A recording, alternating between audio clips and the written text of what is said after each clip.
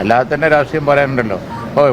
വളരെ വലിയൊരു രാഷ്ട്രീയം ഇവിടെ ചർച്ച ചെയ്ത് വരികയായിരുന്നു, ആരോഗ്യരംഗത്തെ പരിതാപകരമായ അവസ്ഥ. ആ ചർച്ച വേണ്ടാന്ന് അവർക്ക് തോന്നിയോ എന്നൊരു സംശയം ഇപ്പോൾ ഈ സംഭവം കാണുമ്പോഴുണ്ട്. കാരണം വല്ലാത്തൊരു ചർച്ചയായിരുന്നു ഇവിടെ നടന്നുകൊണ്ടിരുന്നത്. കാരണം മന്ത്രി തന്നെ പറഞ്ഞത് എന്താ, മന്ത്രി പറഞ്ഞത് സ്വകാര്യ ആശുപത്രികളിൽ ഇൻവെസ്റ്റ് ചെയ്തിരിക്കുന്നവർ മെഡിക്കൽ കമ്പനിക്കാരാണ്. ഞങ്ങൾ പണ്ടേ പറഞ്ഞതല്ലേ, ഇവിടെ ഡാറ്റ ഒക്കെ എടുത്തുകൊണ്ട് ഈ മെഡിക്കൽ കമ്പനിക്കാർ വലിയ ഇൻവെസ്റ്റ്മെൻറ്റും കൊണ്ട് ഇങ്ങോട്ട് വരുമെന്ന് നമ്മൾ പണ്ടേ പറഞ്ഞാണ്. അപ്പോൾ മന്ത്രി അത് എൻഡോസ് ചെയ്തു.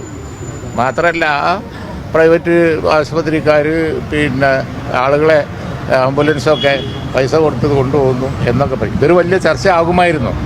അത് ആ റെയിൽവേ സ്റ്റേഷനിൽ ഒരു സംഭവത്തിൽ അങ്ങ് ഡൈവേർട്ട് ചെയ്യാൻ വേണ്ടി ഉദ്ദേശിച്ചോ എന്ന് എനിക്ക് അറിഞ്ഞൂടാ. ഏതായാലും അത് അതിനേക്കാൾ ഗൗരവമുള്ള വിഷയം. സർക്കാരിൻ്റെ പദ്ധതി നമ്മുടെ കൂടി പദ്ധതിയല്ലേ? അല്ല, ഇന്ന് പോണില്ല, പിന്നെ പോവും. സർക്കാരിൻ്റെ പദ്ധതിക്ക് നമ്മൾ സപ്പോർട്ടാണ്. കാരണം എന്താണെന്ന് വെച്ച് കഴിഞ്ഞാൽ ഞങ്ങൾ ഏതാനും പേർക്കല്ലേ വീട് കൊടുക്കുന്നുള്ളൂ. ബാക്കി അവരല്ലേ കൊടുക്കുന്നത്. നമ്മളതിനെല്ലാവരും അതിന് സപ്പോർട്ട് അതാണ്. ഞങ്ങളൊക്കെ പൈസ കൊടുത്തിട്ട് മാത്രമല്ല ഞങ്ങൾ അതിന് സപ്പോർട്ടാണ്. ഗവൺമെൻറ് ഞങ്ങൾക്കും സപ്പോർട്ടാണ്. ഞങ്ങളെ ലാൻഡ് സംബന്ധിച്ചൊക്കെ എന്തെല്ലാം വിവാദം ഉണ്ടായതാണ്. അവസാനം ഒന്നുമില്ലല്ലോ.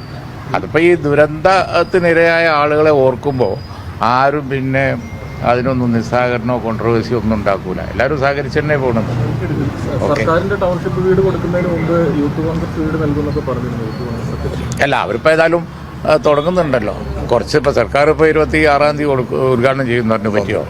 ഡേറ്റ് അങ്ങോട്ടും ഇങ്ങോട്ടൊക്കെ ആയാലും കൊടുക്കുന്നുണ്ടല്ലോ. പദ്ധതികളൊക്കെ രാഷ്ട്രീയമായി ഉപയോഗിക്കുന്നത് ശരിയാണോ? അങ്ങനെ എന്താ അഭിപ്രായത്തിനെ കുറിച്ച്? രാഷ്ട്രീയമായി ആരും ഉപയോഗിക്കുന്നില്ലല്ലോ.